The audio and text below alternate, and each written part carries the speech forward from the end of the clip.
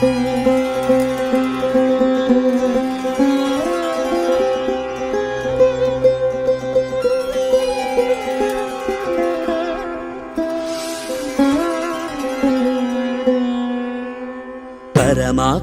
జీవాత్మకు బంధం సంధానమైన ప్రణవనాదం.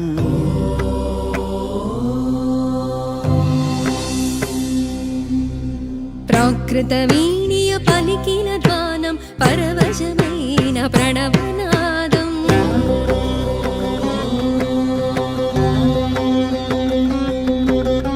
అకార ఉకార మకారముల సమ్మేళనమై ఓంకారం.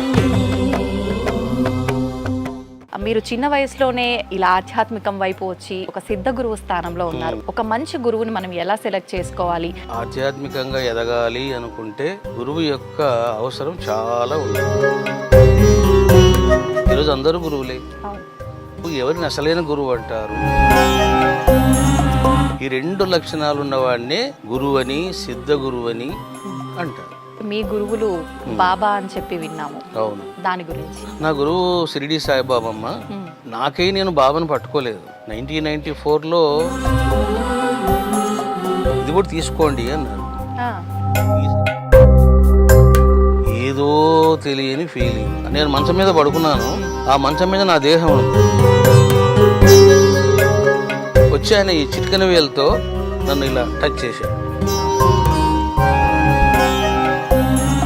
ఆకాశంలోకి ఇద్దరం కలిసి వెళ్ళాం పైకి.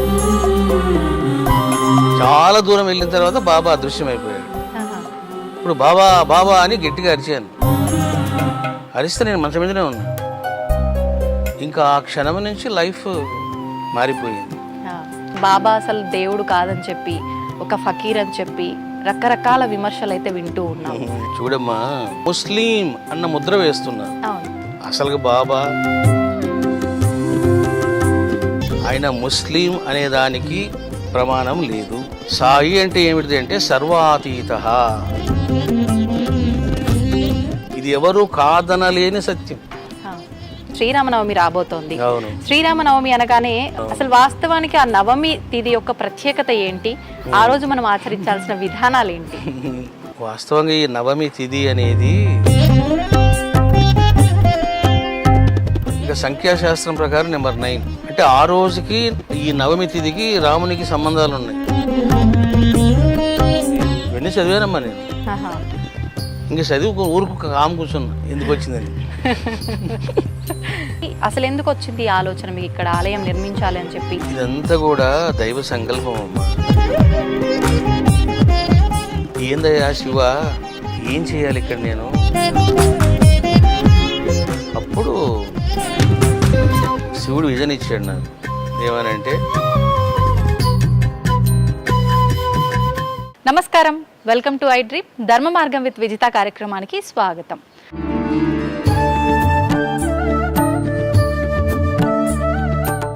అయితే ప్రస్తుత రోజుల్లో మనం మాట్లాడుకుంటున్నాం ఎక్కువగా సనాతన ధర్మం గురించి, ఆధ్యాత్మిక మార్గం గురించి. మనమున్న కలియుగంలో దైవనామస్మరణ అవసరం లేదు అని కాదు, దైవనామస్మరణ చేయకపోయినా ఒకవేళ అంటే చేయని సందర్భాల్లో నామస్మరణ చేసినా కూడా అంతే ఫలితం లభిస్తుంది. ఇలా రకరకాలుగా మనం మాట్లాడుకుంటూ ఉన్నాము. అయితే అసలు ఏంటి వాస్తవము? ఇలాంటి మరిన్ని విషయాలు ఇప్పుడు స్వామీజీతో మాట్లాడి తెలుసుకునే ప్రయత్నం చేద్దాం. ప్రస్తుతం మనతో పాటు ఉన్నారు. ఆయన చిన్నతనంలోనే ఆధ్యాత్మిక ప్రయాణం వైపు అడుగులేస్తూ ఆయన ఒక గురువుల దగ్గర నుంచి శిష్యుడిగా ఉండి ఇప్పుడు ఒక గురువు స్థానంలో ఉండి ఒక సిద్ధ గురువుగా మారిన వ్యక్తి. ఆయన ఎవరో కాదండి, సిద్ధ గురువులు శ్రీ రమణానంద మహర్షి గారు. ఇప్పుడు వారితో మాట్లాడి ఈ విషయాలకు సంబంధించిన అన్నీ కూడా మాట్లాడుకునే ప్రయత్నం చేద్దాం. నమస్కారం స్వామీజీ. స్వామీజీ, మామూలుగా గురువులు అంటుంటాము. మీరు చిన్న వయసులోనే ఇలా ఆధ్యాత్మికం వైపు వచ్చి ఒక గురువుని ఎంచుకొని వారి ద్వారా ఇప్పుడు మీరు ఒక గురువు స్థానంలో ఉన్నారు, ఒక సిద్ధ గురువు స్థానంలో ఉన్నారు. అసలు నిజంగా ముందుగా తెలుసుకోవాలి అని అంటే గురువు, ఒక మంచి గురువుని మనం ఎలా సెలెక్ట్ చేసుకోవాలి? గురువు విషయంలో మనం ఎలా ఉండాలి? మామూలుగా గురువు విషయంలో కృతజ్ఞతతో ఉండాలి అని అంటుంటారు. ఆ కృతజ్ఞత అనేది ఏ రకంగా ఉండాలి? ఇది చాలా మంచి ప్రశ్న అమ్మా. మనము జీవితంలో ఆధ్యాత్మికంగా ఎదగాలి అనుకుంటే గురువు యొక్క అవసరం చాలా ఉంటుంది. ఒక రాయి శిల్పి చేతిలో పడితే కానీ అది విగ్రహం కాలేదు. వాస్తవం. అట్లా ఒక శిష్యుడు కానీ భక్తుడు కానీ ఒక గురువు చేతిలో పడినప్పుడు, శిష్యరికం చేసినప్పుడు, అప్పుడు తానే ఒక గురువుగా, ఒక దేవతా స్వరూపంగా, ఒక సిద్ధుడిగా ఆయన శోభిస్తాడు. కానీ మరి ఎవరు గురువు? ఎందుకంటే ఈ లోకంలో ఈరోజు అందరూ గురువులే. అవును. మరి ఎవరు గురువు, ఎవరిని అసలైన గురువు అంటారు అని అంటే దానికి ప్రధానంగా 2 కండిషన్స్ ఉండాలి. నెంబర్ 1, ముందు తాను పరమాత్మను దర్శించి ఉండాలి. ఎవరైనా నేను గురువును అని చెప్పాలంటే ఈ 2 క్వాలిఫికేషన్స్ ఉండాలి. ఐఎమ్ ద ప్రొఫెసర్ అన్నప్పుడు నేను చేశాను. నేను ఇంటర్ చదివి ప్రొఫెసర్ అంటే ఎట్లా? అవును. సో కాబట్టి ఫస్ట్ పరమాత్మను దర్శించాలి. రెండవది ఆ పరమాత్మను దర్శింపజేసే సిద్ధత్వము, దైవత్వము ఆ గురువుకు ఉండాలి. అప్పుడు అతన్ని గురువు అంటారు. అంతేగాని ఊరికే ఏదో కొన్ని మాటలు చెప్పడం, ఉపన్యాసాలు చెప్పడం, ధ్యాన శిక్షణ ఇవ్వడం ఇది గురుత్వానికి లక్షణం కాదు. ఈ 2 లక్షణాలు ఉన్నవాడినే గురువని, సిద్ధ గురువని అంటారు. సో ఈ 2 లక్షణాలు చూసుకొని అప్పుడు వాళ్ళని మనం ఎన్నుకోవాలి. ఇప్పుడు ఒక గురువుని ఎంచుకున్నాము, ఆ గురువు మనం ఆయన దగ్గర శిష్యరికం చేసేటప్పుడు మనకు ఆ మెలకువలు నేర్పించేటప్పుడు చాలా పరీక్షలు పెడుతూ ఉంటాడని, ఆ పరీక్షల్లో నెగ్గటం కూడా చాలా కష్టము అని చెప్పి మామూలుగా వింటూ ఉంటాం. ఇదంతా వాస్తవమా? నిజంగా పరీక్షలు పెడతారా? ఎలా టెస్ట్ చేస్తారు మనని? తప్పకుండా పరీక్షలు ఉంటాయమ్మా. ఎందుకంటే మీరు ఉపనిషత్ కాలం నాటి మహర్షుల గురించి వాళ్ళ జీవితాలని శ్రవణం చేసినప్పుడు అసలు ఒక వ్యక్తి ఒక క్వశ్చన్ వేస్తే వాళ్ళు ఆన్సర్ ఇచ్చేవాళ్ళు కాదు. నువ్వు ముందు కొంత సేవ చేయపో అనేవాళ్ళు. అంటే వాడు సేవ చేసి మళ్ళీ వస్తాడా, అటే పోతాడా? ఇక్కడ వాడి ఓపికని పరీక్షిస్తున్నాడా? సహనం. అందుకని గురువులు అసలు ఎందుకు పరీక్షించాలి శిష్యుల్ని? వాట్ ఇస్ ద నెసెసిటీ అని అంటే నా పట్ల ఎంత విశ్వాసం ఉంది, నాకు శరణాగతి చేసేటువంటి యోగ్యత ఎంత ఉంది, వీడికి త్యాగం ఎంత ఉంది, శుద్ధ సంస్కారం ఎంత ఉంది, ఈ 4 చూడడానికి పరీక్షలు. అలా కాకుండా మనము అన్ని రహస్యాలు చెప్పామనుకోండి, అది వాళ్ళకు మంచిది కాదు, మనకు మంచిది కాదు. అట్లని మనం పరీక్షలు పెట్టామనుకోండి, పరీక్షలు పెట్టే కాలం కూడా కాదు ఇది. స్వామీజీ, మీ వ్యక్తిగతంగా తీసుకుంటే మీ గురువులు బాబా అని చెప్పి విన్నాము. అవును. దాని గురించి 2 మాటలు. నా గురువు షిరిడి సాయిబాబమ్మ. నేను బాబాను పట్టుకోలేదు. దైవానుగ్రహం వలన, అమ్మ అనుగ్రహం వలన, జగదంబ అనుగ్రహం వలన బాబా సంప్రాప్తం అయ్యాడు. 1994లో నేను విశాఖపట్నంలో ఉన్నాను. జగదంబ సెంటర్ దగ్గర కొన్ని ఫొటోస్ కొనుక్కొని ఇంట్లో పెట్టుకునే అలవాటు నాకు ఉండేది అప్పట్లో, నా రూమ్లో. సరే కొన్ని ఫొటోస్ కొందామని వెళ్ళాను. కొన్ని ఫొటోస్ కొన్నాను. ఏమండి, ఇది షిరిడి సాయిబాబా ఒరిజినల్ ఫోటో, ఇది కూడా తీసుకోండి అన్నారు. ఈ సైజ్ ఫోటో అది. అదే బాబా గొడుగు కింద కూర్చోంటాడు చూడండి, ఒరిజినల్ ఫోటో. ఏంటి ఈయన షిరిడి సాయిబాబానా అని అతని ముఖము చూడగానే ఏదో తెలియని ఫీలింగ్, ఏదో తెలియని అనురాగం, బంధం, ఇవన్నీ కలిగి కన్నీళ్ళు రాలిపోయాయి. ఇది ఏమిటిది, ఈయనను చూసి నేను ఇట్లా ఫీల్ అవుతున్నాను అని ఆ ఫోటో తీసుకున్నాను. ఆ ఫోటో తీసుకొని ఇంటికి పోతున్నాను. నాకు ఒక ఫ్రెండ్ ఉండేవాడు, రాజశేఖర్ అని. అక్కట్లో దగ్గర వాళ్ళ ఇల్లు. మా ఇంటికి వచ్చేయి, మా ఇంట్లో భోజనం చేద్దాము, ఈరోజు మా ఇంట్లోనే ఉండు అన్నాడు. సరే పదానికి పోయాం. అక్కడ భోజనం చేసి పడుకున్నా. నేను పడుకుంటే ఆ రోజు రాత్రి అద్భుతమైన అనుభవాలు బాబా ఇచ్చారు. ఎక్కువ టైం తీసుకోలేదు ఆయన. సాయంత్రం కొన్నాను, రాత్రికే అనుభవాలు. అంటే ఒక రెండేమైనా ఒకటి రెండో షేర్ నేను మంచం మీద పడుకున్నాను, నా రూమ్ కనపడింది, అదే రూమ్, మంచం కనపడింది, ఆ మంచం మీద నా దేహం ఉంది. నేను బయటకు వచ్చి ఆ దేహాన్ని చూస్తున్నా. దీని దేహాన్ని మీరే చూస్తున్నారు? నేను చూస్తున్నాను. దాన్ని యాస్ట్రల్ ట్రావెలింగ్ అంటారు. యాస్ట్రల్ ట్రావెల్ చేసేటప్పుడు ముందు బయటకు రావాల జీవాత్మ. అట్లా నా జీవాత్మ బయటకు వచ్చింది. నేను అలా పడుకొని ఉన్నాను. దానికి ముందు ఏం జరిగింది అంటే బాబా నడుచుకుంటూ నా దగ్గరికి వచ్చాడు. అదే డ్రెస్సులో ఉన్నాడు, అదే వయస్సు. వచ్చి ఆయన ఈ చిటికెన వేలతో నన్ను ఇలా టచ్ చేశాడు. అలా టచ్ చేయగానే నేను బయటకు వచ్చి ఆకాశంలోకి ఇద్దరం కలిసి వెళ్ళాం పైకి. చాలా దూరం వెళ్ళిన తర్వాత బాబా అదృశ్యమైపోయాడు. ఇప్పుడు బాబా బాబా అని గట్టిగా అరిచాను. అరిస్తే నేను మంచం మీదనే ఉన్నా. అంటే ఆ రోజే నాకు యాస్ట్రల్ ట్రావెలింగ్ జరిగింది, గురు దర్శనం అయ్యింది. చాలా హ్యాపీ అనిపించింది. ఇంకా ఆ క్షణం నుంచి లైఫ్ మారిపోయింది. అంటే నాకున్న ఫైనాన్షియల్ ప్రాబ్లమ్స్ పోయినాయి. ఇంకా చాలా మంచి రోజులు వచ్చినాయి అనిపించింది. ఇంకా అక్కడి నుంచి మళ్ళీ నేను షిరిడీకి వెళ్ళి ఇంకా బాబాను ఆరాధించడం, గ్రంథాలు చదవడం, అప్పుడు అలా స్టార్ట్ చేశాను.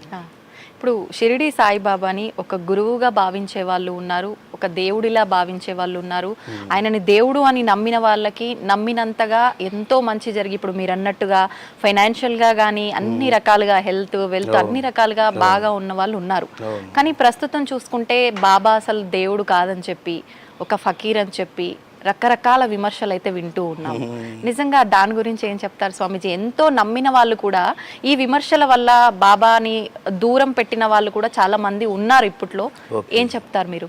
చూడమ్మా, ద్వాపర యుగంలో శ్రీకృష్ణుడు వచ్చాడు. ఎంతమంది గుర్తించారు? గోపికలు గుర్తించారు. అందుకే కృష్ణ కృష్ణ కృష్ణ అని పిచ్చి వాళ్ళై వెంటబడ్డారు. అది జన్మ సంస్కారం, రుణానుబంధం, సంస్కారం. వాళ్ళ ప్రక్కనే, కృష్ణుడి ప్రక్కనే చాలామంది బ్రాహ్మిన్స్ ఉన్నారు, చాలామంది ఉత్తములు ఉన్నారు, పండితులు ఉన్నారు. వాళ్ళు పట్టుకోలేకపోయారు. పైగా ఏమన్నారు? శ్రీలోలుడు ఆ ఫ్లూట్ ఊతాడు, ఈ గోపికలు ఎంట పడతారు, ఆయనకు పని లేదు, వీళ్ళకి పని లేదు అని విమర్శలు చేశారు. శ్రీలోలుడు అన్నారు కృష్ణుడిని. మరి అదేవిధంగా సాయిబాబాను అసలు ఎవరు అర్థం చేసుకుంటారు? దానికి వివేకం ఉండాలి, పుణ్యం ఉండాలి, శుద్ధ సంస్కారం ఉండాలి. ఇప్పుడు ఎవరైతే బాబాను విమర్శిస్తున్నారో అసలు వాళ్లకు బాబా సచ్చరిత్రలో ఒక అధ్యాయం కూడా వాళ్ళు చదివి ఉండరు. Number 1 point. నెంబర్ 2 పాయింట్ ఏంటంటే వాళ్ళు ముస్లిం అన్న ముద్ర వేస్తున్నారు. అసలు బాబా నేను ముస్లిము, బ్రాహ్మణులు అని చెప్పి నేను రీసెంట్ గానే విన్నాను. వాస్తవమా స్వామీజీ? అంటే అమ్మా, ఆయన ముస్లిం అనే దానికి ప్రమాణం లేదు. ఇప్పుడు ఏదైతే మనం బ్రాహ్మణ్ అని చెప్తున్నామో, కుల బ్రాహ్మిన్స్ అని, దానికి కూడా ప్రమాణం లేదు. కానీ ఆయన ఎట్లా బ్రాహ్మణుడో నేను చెప్తాను. వీళ్ళు ఒక ముద్ర వేశారు, అంటే ఆయన ముస్లిం అని. ఈ ముస్లిం అనే ముద్ర వేయడం వల్లనే ఒక మత ఛాదస్థానికి గురై ద్వేషభావంతో అత్త మీద కోపం దుత్త మీద చూపించినట్లు బాబా మీద చూపిస్తున్నారు. సాయి అంటే ఏమిటిది అంటే సర్వాతీత, నేనే శివుడను అని నిరూపించిన దైవం ఎవరైనా ఈ 4 యుగాల్లో ఉన్నారంటే సాయిబాబా మాత్రమే. సాయిబాబా మాత్రమే. ఎందుకంటే అమ్మా, భగవంతుడు సర్వవ్యాపి అనేది అందరూ చెప్పారు. ఆదిశంకరాచార్యులు చెప్పారు, వ్యాసుడు చెప్పారు, ఎంతోమంది గురువులు చెప్పారు. కానీ ప్రతి జీవిలో నేను ఉన్నాను అని నిరూపించిన ఏకైక మహనీయుడు షిరిడి సాయిబాబా. ఇది ఎవరు కాదనలేని సత్యం. పందికి రొట్టె వేస్తే నాకు రొట్టె వేసావమ్మా అన్నాడు. కుక్కను కొడితే ఏ నన్ను కొట్టావే అన్నాడు. నానచందోర్కరు నైవేద్యం పెడితే ఈగల స్వరూపంగా నేను తిన్నాను అన్నాడు. గుర్రాన్ని కొడితే అరే తుకారం క్యూరే హంకు మారా అన్నాడు. ఒక చెట్టును కొడితే కూడా ఒరే నన్ను ఎందుకు నరికేస్తున్నారు అన్నాడు. ఒక చెట్టును చూసావమ్మా. అంటే ఈ విధంగా సర్వవ్యాపకత్వమును చూపించి అహమేవ శివ అహమేవ విరాట్ పురుష అని నిరూపించిన మహాసిద్ధుడు ఎవరయ్య అంటే బాబా. అటువంటి బాబాను ముస్లిం అంటున్నారు. ఇప్పుడు శ్రీకృష్ణుడు ఎవరు? బ్రాహ్మణుడు కాదు కదా, యాదవుడే. మరి యాదవుడిని బ్రాహ్మణులు ఎందుకు మొక్కుతున్నారు? అక్కడ కుల ప్రసక్తి కాదు, దైవత్వ ప్రసక్తి, సిద్ధత్వ ప్రసక్తి. రాముడు ఎవరు? ఆయన బ్రాహ్మణుడు కాదు, క్షత్రియుడు, రాజు. మరి ఎందుకు ఆరాధిస్తున్నారు? అక్కడ కులం ప్రసక్తి కాదు, దైవత్వం, సిద్ధత్వం, పవిత్రత, గుణాలు, ఇవి ఇంపార్టెంట్. ఈ రకంగా బాబా ముస్లిం అనేదానికి ఎక్కడ ప్రమాణాలు లేవు. మీకు ఇంకో విషయం చెప్తాను. కోర్టులో ఒక పెద్ద కేసే వేశారు. ఆయన ముస్లిము, ఈ విధంగా హిందువులను ఆయన పాడు చేస్తున్నాడు అని.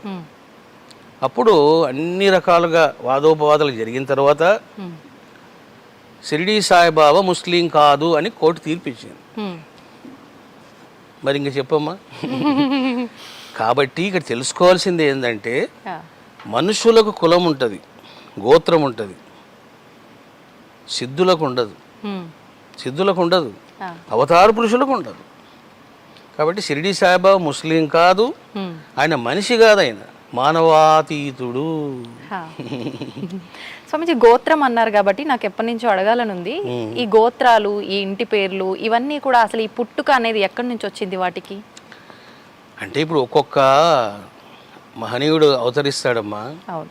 ఇప్పుడు ఒక ఋషి అవతరిస్తాడు, అంగీరస మహర్షి ఉన్నాడు, ఆయన యొక్క సంతానం, ఆ సంతానానికి సంతానం, అలా అలా అలా అలా వెళ్తే ఏమవుతుందంటే అది గోత్రంగా మారిపోతుంది. అంగిరస గోత్ర అంటే ఆయనకు సంబంధించిన వాడిని. అట్లా మనకు విశ్వామిత్ర, అంగీరస, భరద్వాజ, జమదగ్ని, ఇట్లా గోత్రాలు వచ్చాయి రకరకాలుగా. దానికి మూలం ఏదైతే వ్యక్తి ఉన్నారో ఆయన పేరు మీదుగా అలా అంతే, వాడుకలో మూలం ఋషులే. స్వామిజీ ఆధ్యాత్మికత, సనాతన ధర్మము, మనం ఈ మధ్య కాలంలో అంటే ఇప్పుడు కొత్తగా మాట్లాడుకునేది ఏం కాదు, మన సనాతన ధర్మం. దానికి అసలు ఆది ఎక్కడుందో అంతం ఎక్కడుందో కూడా ఎవరు చెప్పలేమని అంటుంటారు. కానీ ప్రస్తుత రోజుల్లో ఎక్కువగా మాట్లాడుకుంటున్నాం, ఎక్కువగా వినిపిస్తుంది కూడా. మరి సోషల్ మీడియా ప్రభావమా లేకపోతే ఎక్కువగా దానికోసం పాటు పడుతున్నారో ఏంటో తెలియదు కానీ వినిపిస్తోంది. అసలు ఏంటి సనాతన ధర్మం గురించి చెప్పాలి అని అంటే ఎంత చెప్పినా తక్కువే. ఏం చెప్తారు స్వామిజీ? సనాతన ధర్మము అంటే అమ్మా, అనాది కాలములో, పురాతన కాలములో మన మహర్షులు ఏమి చదువుకున్నారు, ఎట్లా ఆచరించారు, ఏ సాధనలు చేశారు, ఏ దైవాన్ని పట్టుకున్నారు, దాన్ని ఆచరించడమే సనాతన ధర్మం. ఇప్పుడు అత్రి మహర్షి ఉన్నాడు, ఆయన ఎవరిని ఆరాధించాడు? అగస్త్య మహర్షి ఉన్నాడు, ఆయన ఎవరు జపం చేశాడు అని తెలుసుకుంటే ఓహో మన యొక్క పూర్వీకులు వీళ్ళు ఈ విధంగా ఆరాధించారు, వీరిని ఆరాధించారు, కాబట్టి మనం కూడా అట్లా ఆరాధించాలి అని పరంపరాగతంగా ఆలోచించడమే సనాతన ధర్మం. కానీ ఈరోజు ఏంటంటే అదొక పెద్ద ఫ్యాషన్ వర్డ్ అయిపోయింది. ఏం చేసినా సనాతన ధర్మమే అంటున్నారు. అసలు సనాతన ధర్మం అనే పదానికి నిర్వచనం కూడా చాలా మంది తెలియదు. ఏంటి స్వామీజీ? యత్ యత్ ఆచరతి శ్రేష్ఠ. శ్రేష్ఠ అంటే ఎవరు? మనకు ఉన్నది మహర్షులే. మహర్షులు, ఋషులు, మునులు. అందువలన వాళ్ళు ఎట్లా జీవించారో ఆ జీవన విధానం గ్రహించడమే సనాతన ధర్మం. సింపుల్ అమ్మా, ఏమి లేదు. ఆచరించటము కూడా, ఆచరించడం నువ్వు తెలుసుకోవాలి, ఆచరించాలి. ఇప్పుడు మా అమ్మాయి ఉంది, భవానీ శివాని, నేను ఎవరిని ఆరాధిస్తున్నానో తెలుసు కాబట్టి వాళ్ళు అట్లా ఆరాధిస్తారు. రేపు పొద్దున వాళ్ళకు పిల్లలు పుడతారు. ఒకరోజు ఒక క్వశ్చన్ పడుతుంది, అసలు ఈ రమణానంద స్వామి అనే మా బంధువు, మా ముత్తాత ఎవరిని రాయిన ఈయన ప్రేమించాడు అని క్వశ్చన్ పడుతుంది కదా. తప్పకుండా. అది ఆయన షిరిడి సాయి శిష్యుడు, శివభక్తుడు, శివభక్తుడు. శక్తి భక్తుడు అంటారు. అవును. అదే సనాతన ధర్మం. సో ఏదైతే మన పూర్వీకులు ఆచరించారో, ప్రబోధించారో అదే సనాతన ధర్మం. వాళ్ళు ఏం చెప్పారో, వాళ్ళు ఎట్లా ఆచరించారో అవి తెలుసుకొని మనం అట్లా ఆచరించాలి. ఓకే. అన్నీ మనం ఆచరించలేకపోవచ్చు. అవును. వాళ్ళు ఆనాడు ఫలములు తిన్నారు, మనం ఎక్కడ తింటాం? వేడి వేడిగా ఇడ్లీలు, అంతే, వడలు, దోశలు కావాలి మనకు ఏమ్మా. కాబట్టి అన్ని మనం ఆచరించలేము, కొన్నైనా ఆచరించాలి. కొన్నైనా అంటే ఏమిటి? ఇగో అభిషేకం చెయ్యి, నీకు ఏంటి బాధ, హవనం చెయ్యి, ధ్యానము చెయ్యి, జపము చెయ్యి, గ్రంథాలు చదువు, ఎంత సనాతన ధర్మమే. ఇప్పుడు వేదాలు అంటుంటారు, అది సనాతన ధర్మంలో ఒక భాగమా, లేదు అంటే రెండు ఒకటేనా? అసలు మన సనాతన ధర్మానికి మూలమే వేదం, మూలమే వేదం. ఓకే. దేనికైనా ఒక శాస్త్రం ప్రమాణంగా ఉంటుందమ్మా. ఇప్పుడు ఒక అమ్మాయి ఒక అబ్బాయిని వివాహం చేసుకోవాలి, పెద్దలు చెయ్యాలి. ఏమిటిది ధర్మం? ఆ అబ్బాయి ఏ కులస్తుడు, మన కులస్తుడేనా చూస్తారా? చూసారా? ఫస్ట్ కులము కదా, ఎందుకంటే ధర్మం అది. మా కులస్తునే చేసుకోవాలి అని చేసుకుంటున్నారు. అదేవిధంగా ఇక్కడ కూడా ఏంటంటే మనకు వేదము ఇంపార్టెంట్ థింగ్గా పనిచేస్తుంది అనమాట. అయితే ఇప్పుడు ఆదిశంకరాచార్యులు అద్వైతం అని చెప్పారు. అవును. దానికన్నా ముందు నుంచే మన సనాతన ధర్మము, ఈ వేద ధర్మము ఇవన్నీ కూడా ఉన్నాయి. అవును. దీనికి దానికి వ్యత్యాసం ఏంటి స్వామీజీ? ఏమి లేదమ్మా, ఇప్పుడు వీళ్ళందరూ ఏం చేశారంటే ప్రచారం చేశారు. ఇప్పుడు రమణానంద స్వామి వచ్చాడు, షిరిడి సాయి సచరిత్ర మీద ప్రవచనాలు చేశాడు కదా. మరి నేను చెప్పకముందు ఉందా లేదా జ్ఞానం? ఉంది కదా. అదేవిధంగా ఆదిశంకరాచార్యుల కంటే ముందే, వ్యాస మహర్షి కంటే ముందే అద్వైత జ్ఞానం ఉంది. అద్వైత జ్ఞానాన్ని ప్రబోధించే ఉపనిషత్తులు ఉన్నాయి, అద్వైత జ్ఞానాన్ని ప్రబోధించేటువంటి వేదాలు ఉన్నాయి. ఈశావాస్యం ఇదగం సర్వం యత్కించ జగత్యాం జగత్. చూసారా, అయిపోయింది. ఈశావాస్యం ఇదగం సర్వం, అంతా ఆయనే ఉన్నాడు, అణువణువులో ఆయనే ఉన్నాడు. చూసారమ్మా, ఏమిటిది? ఇది అద్వైతం. అది నీలో ఉన్నాడు, నాలో ఉన్నాడు, ఆ అబ్బాయిలో ఉన్నాడు, ఆ కుక్కలో ఉన్నాడు, దోమలో ఉన్నాడు, ఆ ఈగలో ఉన్నాడు, అంతా ఆయన ఉన్నాడు. దీన్నే ఆదిశంకరాచార్యులు అద్వైత ప్రచారం ఆయన బాగా చేశారు. అంటే ఎవరో ఒక మహనీయుల ద్వారా మళ్ళీ అది నలుగురికి చెప్పడం కోసం అలాంటి మహనీయులు పుట్టుకొస్తారు, వారి మాటల ద్వారా మళ్ళీ వింటాను తప్పితే కొత్తగా వచ్చేయితే ఏమి కావు అని అర్థం. ఓకే. స్వామీజీ, ఆధ్యాత్మికత అంటుంటాం కదా, ఏంటి ఆధ్యాత్మికత? అంటే భగవంతుణ్ణి ఆరాధన చేయడమే ఆధ్యాత్మికత, ఇంకా తెలుసుకోవాల్సింది ఏమైనా ఉందా? ఇప్పుడు ఆధ్యాత్మికత అంటే అమ్మా, నీ యొక్క ఆత్మకు సంబంధించిన రహస్య జ్ఞానాన్ని తెలుసుకోవడం. ఆత్మ యొక్క రహస్య జ్ఞానం, నీకు సంబంధించిన, నీ ఆత్మకు సంబంధించిన రహస్య జ్ఞానం తెలుసుకోవడం. ఇప్పుడు నేనున్నాను, మీరున్నారు, మీకో దేహం ఉంది, నాకో దేహం ఉంది. ఒకరోజు మన ఇద్దరం విడిచిపెట్టి వెళ్ళిపోతాము. ఎవరు వెళ్ళిపోతున్నారు? శరీరం మాత్రమే ఉంటుంది ఇక్కడ, ఆత్మ వెళ్ళిపోతుంది. వెళ్ళిపోతుంది. ఎక్కడికి వెళ్ళిపోతుంది? మళ్ళీ ఎప్పుడు వస్తుంది? ఎందుకు వస్తుంది? మళ్ళీ అదే రూపంలో వస్తుందా? ఇంకో బాడీ ఏమైనా తీసుకుంటుందా? ఇదంతా ఆత్మవిద్య అంటారు. ఈ ఆత్మవిద్యను తెలుసుకోవడమే బ్రహ్మ విద్య. ఎప్పుడైతే నువ్వు నీ గురించి తెలుసుకుంటావో ఆటోమేటిక్గా నువ్వు దేవుడి దగ్గరికి వెళ్ళిపోతావు. అరే నేను జీవాత్మను అని ముందు ఆత్మవిద్యలో పడతాడు. ఇప్పుడు మీరు చూడండి, ఎంతసేపు మనము ప్రాపంచికంగా స్థూలంగా ఉంటూ ఉన్నాం. ఇప్పుడు నేను ఇట్లే కూర్చొని నేను సాధన బాగా చేశాను అనుకోండి, మీరు కూడా బాగా చేశారనుకోండి, మీరు ఇలాగే కూర్చొని మీ దేహం నుండి ఈ సూక్ష్మ శరీరం బయటకు వస్తుంది.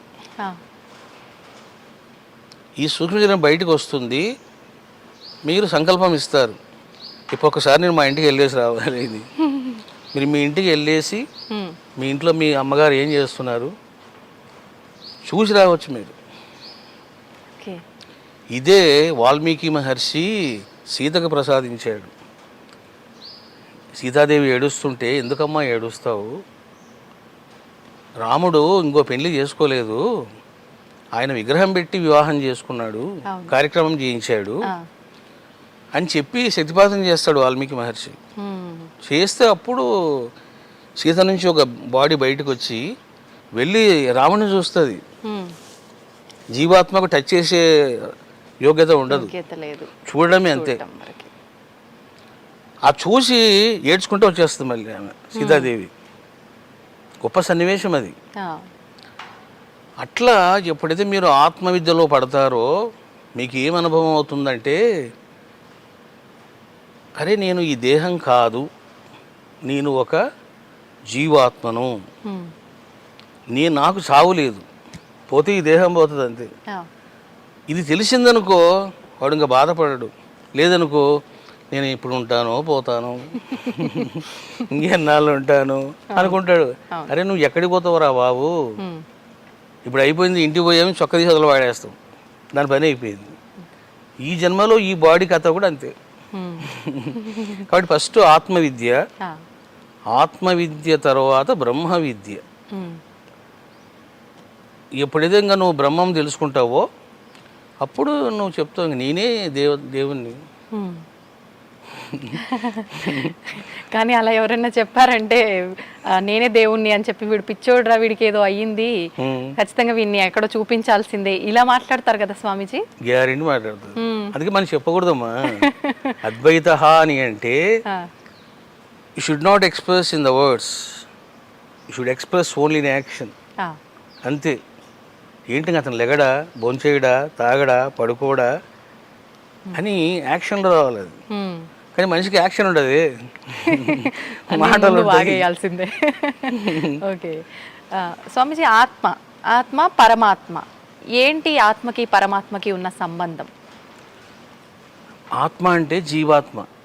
ఇప్పుడు మీరున్నారు, మీకంటూ కొన్ని గుణాలు, కొన్ని వాసనలు, కొన్ని సంస్కారాలు, కొన్ని ఎక్స్పీరియన్సెస్, కొంత నాలెడ్జ్, ఇవన్నీ సమాహారంగా ఉంటుందన్నమాట. దాన్ని లింగ శరీరము అంటారు. అది జీవాత్మ. పరమాత్మ అంటే ఏంటంటే, ఇప్పుడు ఆ ఫ్యాన్ కదులుతూ ఉంది, ఆ ఏసీ పని చేస్తూ ఉంది, ఎట్లా. కానీ ప్రత్యేకించి మన ఇంట్లో పూజ రూమ్ ఉందనుకోండి, పడుకునే విధానంలో మనం హాల్లో పడుకున్నా, బెడ్రూమ్లో పడుకున్నా, పూజ రూమ్ సైడ్ నువ్వు కాళ్ళు పెట్టి పడుకుంటున్నావు అని అంటారు. మరి అలా చూస్తే భగవంతుడు లేనిది ఎక్కడ? ప్రత్యేకించి అలా ఎందుకు అనటము అంటే ఏం చెప్తారు?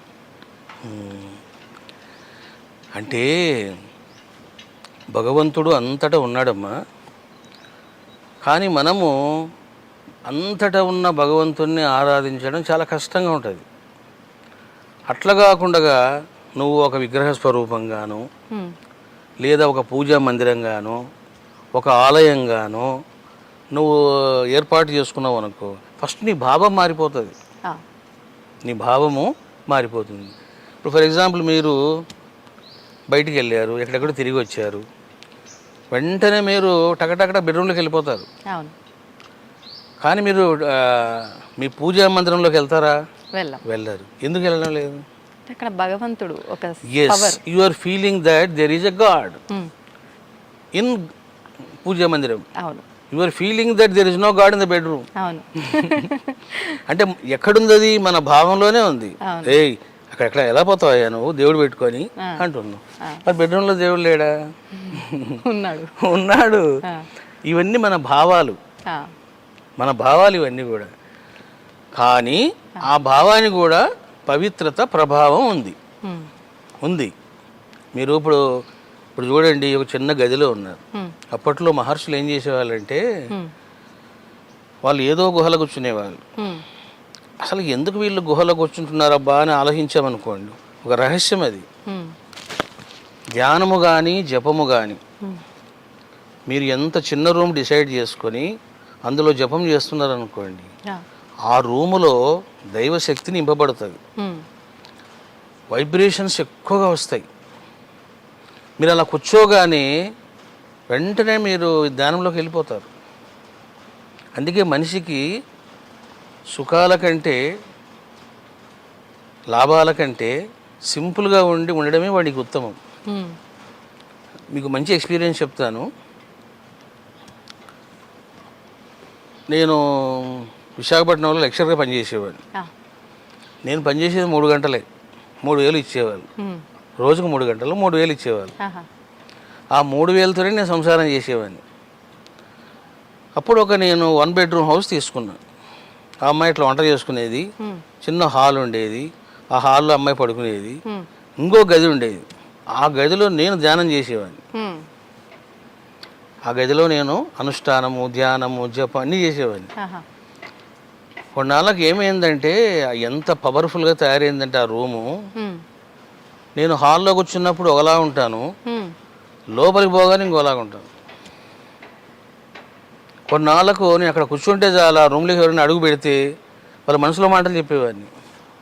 అబ్బాబ్బాబ్బా ఏం దేవుడో ఏం పాడో ఏం గురువులో అని మీరు అనుకుంటూ వచ్చారనుకోండి, నేను అనుకోకుండానే చెప్పేస్తాను ఏం గురువులో ఏం పాడో అని. అలా చెప్పేవాడిని. అలా చెప్పగానే వాళ్ళు కంగు తినిపోయేవాళ్ళు. ఇదేంటి నా మనసులో మాట చెప్తున్నాడు ఈ స్వామి అని. ఎట్లా నాకు ఆ పవర్ వచ్చింది? వైబ్రేషన్స్. అట్లా మీరు అన్నది మంచి ప్రశ్న. ఇది ప్రతి మనిషి కూడా అమ్మా దేవుడి గది అన్నది చాలా ఇంపార్టెంట్. అంటే మన భావన ప్రకారంగా మనం ఇలా వాడుకలో ఒక నిర్దిష్టంగా అక్కడ ఉన్నాడు అని అంటే మనం అక్కడ ఉన్నాడు అని చెప్పి అప్పుడైనా పాటిస్తామేమో. అవునవును, ఇది ఒక ఆధారం అని అనుకోవచ్చు దానికి. ఇప్పుడు మనము చేసే కర్మ, మన భావాలు ఆ రూమ్లో ఉంటాయి. ఓకే. నేను ఒకసారి విశాఖపట్నంలో అరే ఒక మంచి ఇల్లు చూడండి రా బాబు, ఈ పీఠం దూరం అయిపోయింది అని అంటే, మంచి రూమ్ చూస్తాం గురువు గారు అన్నాడు. కూడిపోండి అన్న. దగ్గరలోనే అనమాట. చాలా మంచి ఇల్లు చూశారు. అదంతా వాళ్ళు నీట్గా రంగులు వేశారు, బాగా శుద్ధంగా ఉంచారు. గురువుగారు మీరు చూస్తే అడ్వాన్స్ ఇచ్చేస్తాము అన్నారు. సరే పదండి అన్నాను. సరే వెళ్ళానమ్మా. అందులో ఒక రూమ్ ఉంది, మాస్టర్ బెడ్రూమ్. నేను అందులో కాలు పెట్టిన, అలా తిరిగాను, ఇల్లంతా చూశాను. ఇల్లు అయితే చాలా బాగుందిరా, సూపర్ అన్నాను. సాయంత్రం ఇద్దాంలే అడ్వాన్సు. ఇంటికి వచ్చిన. ఇంకా ఇంటికి రాగానే నాకు డ్రింక్ చేయాలి నా కోరిక కలిగింది. ఎందుకనండి? ఆయన చాలా పెద్ద తాగుబోతు. మీకు అర్థమైందమ్మా? అతను బీరు తాగడంలో మహాదిట్ట అంట. ఆ వైబ్రేషన్స్ నాకు వచ్చి నన్ను డిస్టర్బ్ చేసినాయి అవి. అప్పుడు నేను చెప్పిన, ఒరే బాబు ఫోన్ చేసి అతను బీరు తాగే అలవాటు చాలా ఉన్నట్లుంది అంటే ఆయన కనుక్కున్నాడు. ఆయన రోజుకి 3 పూటలు తాగుతాడండి. చూసావమ్మా? అంటే మీకు 2 చెప్తున్నా నేను, 2 చెప్తున్నా. స్థలం యొక్క ప్రభావం కూడా మన పైన స్థల ప్రభావం most important, very very important. In which place what you are doing, ఈ 2 ఇంపార్టెంట్. ఇప్పుడు మీరు అన్నప్పుడు నాకు ఒకటి గుర్తొచ్చింది, ఒక మంచి ఇల్లు చూడరా అని చెప్పి. మంచి అంటే మనం చేసే ప్రతి పనిలో ఒక మంచిని వెతుకుతున్నాం. ఏంటి అసలు మంచి చెడు ఈ అవగాహన ఎలా వస్తుంది? ఇప్పుడు నేనున్నానండి, నాకు ఏది నచ్చితే అదే మంచి. నాకు ఎవరైనా అంతే వ్యక్తిగతంగా అలానే అనుకుంటారు. అసలు ఏంటి ఈ రెండింటి మధ్య వ్యత్యాసం ఏంటి? ఎలా మనం తెలుసుకుంటాము మంచి చెడుని? అదేమ్మా, ఇప్పుడు ఇది ప్రపంచమంతా ఏంటంటే ద్వంద్వాత్మకం, మంచి చెడు 2 ఉంటాయి. సో కాబట్టి మనం ఏం చేయాలంటే ఎప్పుడు కూడా మనం మంచి వైపు ప్రయాణం చేయాలి. You have to travel towards goodness, మంచి కోసం ఎలా వెళ్తూ ఉండాలి. అప్పుడే మనకు అన్ని మంచి జరుగుతాయి. అట్లా కాకుండా ఇప్పుడు చూసారా, నీ కనుక ఇల్లు తీసుకుంటే ఇంకా గోవింద. అంటే మన మనసు ఏం చెప్తుందో దానిపైన ఆధారపడి ఆ మార్గంలో వెళుతూ ఒకసారి మళ్ళీ మనం కూడా చూసుకోవాలి అసలు వెళ్తున్న మార్గం కరెక్టేనా కాదా అని చెప్పి. పర్ఫెక్ట్గా ఇల్లే కాదమ్మా, మీరు మనిషితో పెట్టుకునే సంబంధం, ఒక వస్తువుతో పెట్టుకునే సంబంధం. ఇప్పుడు ఫర్ ఎగ్జాంపుల్ నువ్వు చాలా బాగా యాంకరింగ్ చేసావు అమ్మాయి, దండేసుకోమ్మాయి అని ఇచ్చేసాను. ఈ దండ కూడా మీ మీద ప్రభావం చూపిస్తుంది. అంటే నా ఆలోచనలు, నా భావాలు, నా ఆశయాలు, నా అంబిషన్స్, నా సంస్కారాలు ఇందులో కూడా ఉంటాయి. ఇది ఎప్పుడు మీ మెడలో పడిందో మీరు కూడా విచిత్రంగా బిహేవ్ చేస్తారు. ఏంటి కారణం అంటే ఇదే కారణం, ఆ ప్రభావం ఉంటుంది. ఓకే, అంటే మీరు చెప్పాక నాకు ఒకటి అనిపించింది. అందుకే ఒకరు వాడిన వస్తువులు ఒకరు వాడకూడదు, ఒకరి బట్టలు ఒకరు వాడకూడదు, ఒకరు వాడిన చెప్పులు ఇంకొకరు వాడకూడదు, వాళ్ళ శని మీకు వస్తుంది, ఇలా మాట్లాడుతుంటారు. ఇంగ్లీష్ కూడా తినకూడదు. దానికి వెనకాల ఇదేనా ఇంకేదైనా ఆంతర్యం ఉందంటారా? ఇదే రీజనే. ఇప్పుడు చాలా మంది ఏం చేస్తారంటే ఏమండి భర్త యొక్క ఉచ్చిష్టం తినాలి అని తింటుంటారు. నన్ను అడిగితే తినొద్దు అంటా నేను. కానీ పురాతన కాలం నుంచి కూడా భర్త తిన్న తర్వాత అదే కంచంలో భార్య తినటము ఇలాంటి ఆచారం ఉంది అని చెప్పి కూడా అంటుంటారు కదా స్వామీజీ. మరి అది ఉందమ్మా. ఇక్కడ ఇంపార్టెంట్ కీలకమైన విషయం ఏంటంటే నువ్వు అలా తినాలి అంటే ఆ మనిషి యొక్క గొప్ప ప్రభావము, దైవత్వ ప్రభావం ఉండాలి. ఇప్పుడు ఆ రోజు అంతా మహర్షులు, ఋషులు ఎందుకు వాళ్ళు అట్లా చెప్పేవాళ్ళు అంటే సిద్ధ గురువులు ఎప్పుడైతే వాళ్ళు భోంచేస్తారో వాళ్ళ ఎనర్జీ ఆ అన్నం మెతుకుల్లో ఉంటుంది, ఆ ప్లేట్లో ఉంటుంది.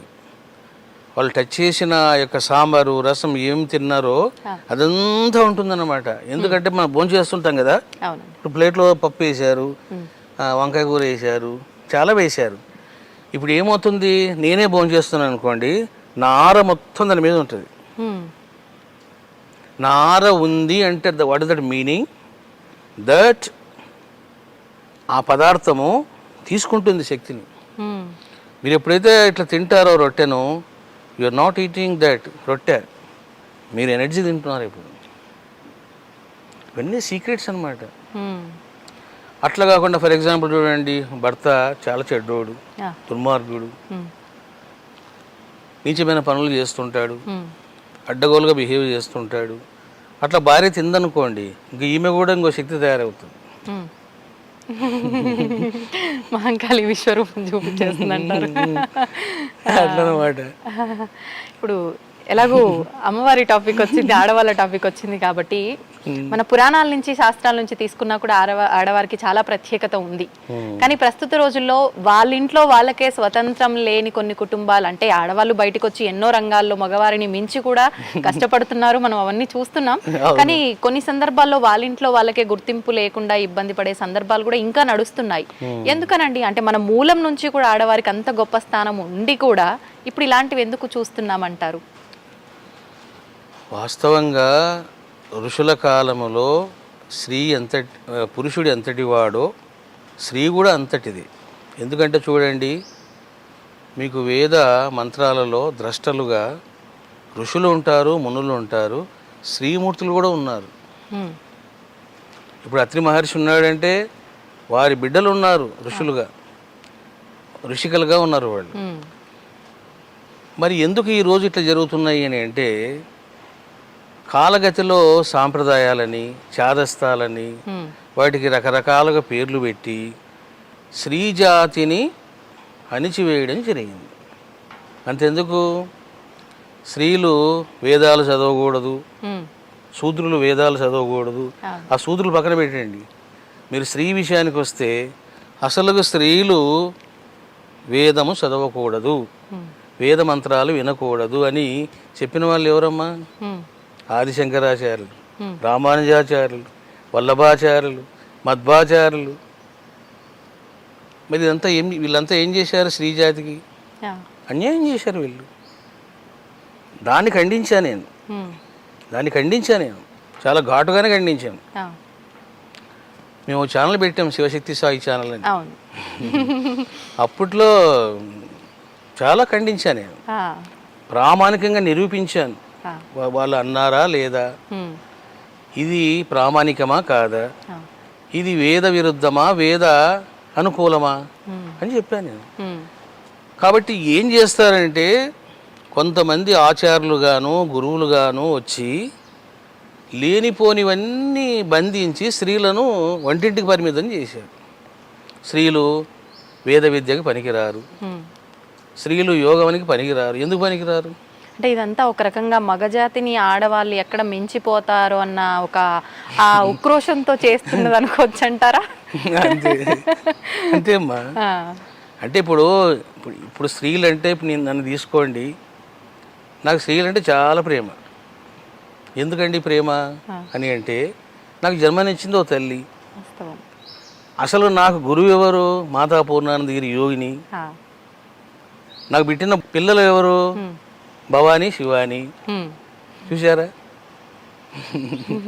కాబట్టి నేనేమంటాను, ఇది తప్పు, స్త్రీ జాతికి అన్యాయం జరిగింది అంటాను. అదే గనక ఈ భావాలు లేవనుకోండి, ఏంటయ్యా స్త్రీలు, భర్త పురుషుడు కష్టపడి వస్తాడు, కనీసం ప్రశాంతంగా ఇంత అన్నం పెట్టాలా అంటే అన్నం పెట్టడానికి ఉందా ఆమె? అంటే నువ్వు సంపాదిస్తే ఇంకా ఆమె నీకు దాసోహం చేయాలా? ఇవన్నీ కరెక్ట్ కాదమ్మా, కరెక్ట్ కాదు. పురుషుడెంతో స్త్రీ అంతా. కానీ స్త్రీనే విమర్శించే సందర్భాలు కూడా ఉన్నాయి. అంటే ఇంట్లో ఒక ఇద్దరు ఆడవాళ్ళు ఉన్నారు అని అంటే ఖచ్చితంగా అంటే భర్త సహకారం తీసుకుంటుంది కొన్ని పనుల్లో, అంటే ప్రస్తుత రోజుల్లో జరుగుతున్నది నేను చెప్తున్నాను స్వామిజీ. ఏంటి మగవారితో పని చేయించడం ఏంటి, ఆడవాళ్ళు కదా పని చేసుకోవాలి, ఇలా వాళ్ళపైనే కూడా విమర్శ చూపించుకునే తత్వం కూడా చూస్తున్నాము. అంటే ఇదంతా కలియుగ ప్రభావం అంటారా, ఏమంటారు దీన్ని? అంటే ఇప్పుడు ఇది బ్యాలెన్స్ చేసుకోవాలమ్మా. ఇప్పుడు ఫర్ ఎగ్జాంపుల్ ఒక భర్త 1,00,000 రూపాయలు సంపాదిస్తున్నాడు, స్త్రీ కూడా 1,00,000 రూపాయలు సంపాదిస్తుంది, ఇంకెక్కువ సంపాదిస్తుంది అనుకోండి. మరి అసలు ఆ అమ్మాయి వంట చేయడానికి టైం ఉండాలి కదా. నేను అమెరికాలో చూశాను, భర్త కష్టపడతాడు, భార్య కష్టపడతారు, ఇద్దరు సమానంగా కష్టపడతారు వాళ్ళు. కానీ వచ్చి పనులన్నీ మళ్ళీ వీళ్ళే చేసుకోవాలి ఆడవాళ్ళు. అంటే కొంతవరకు ఆ అడ్జస్ట్మెంట్ మీకు అమెరికాలో కనపడుతుంది, ఇక్కడ కనపడదు మీకు. ఇక్కడ ఇంకంతా ఏమే ఇవే